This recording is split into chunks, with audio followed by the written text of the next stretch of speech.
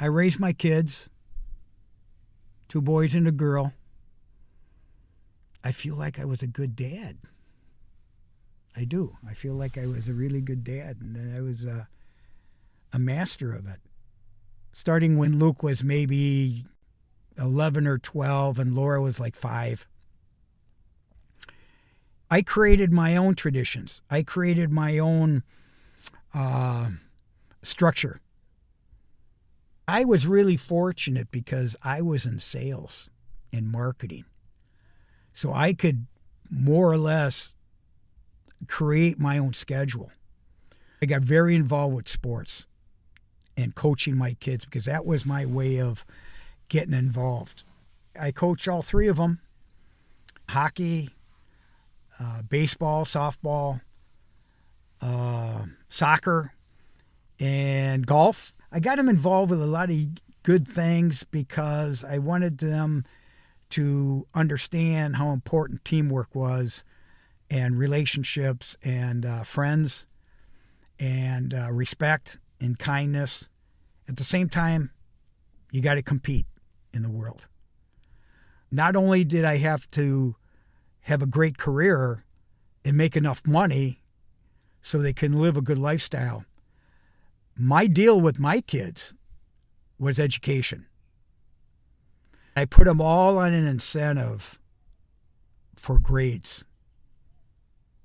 Why? Because I wasn't a good student, and I knew what held me back in my career.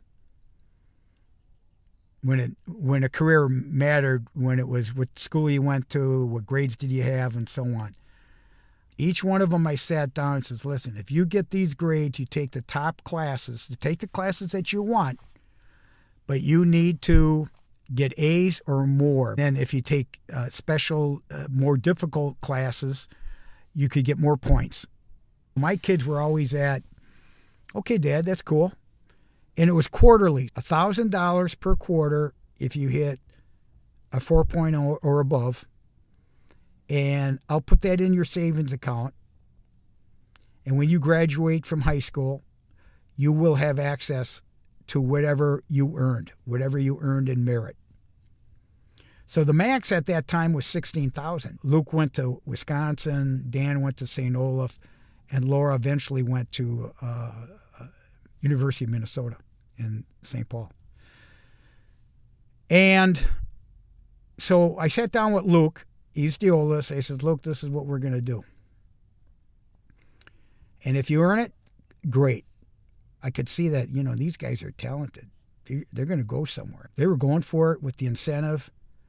They did it a lot easier than I thought because they were naturally smart, intelligent. They had intelligent friends, sports. They were happy kids. And I was happy that they were happy. So around sophomore year, I was going to an industrial psychologist to get my shit together about what I wanted to do in my career. I said, you know what, kids? You're going to go see a woman named Mary, and Mary's going to sit down with you and assess your skill set, what she anticipates your future looks like, and possibly even select a career. And that's what they did. And you know what's something else? They followed her recommendations, which was certain schools, certain professions, and it worked.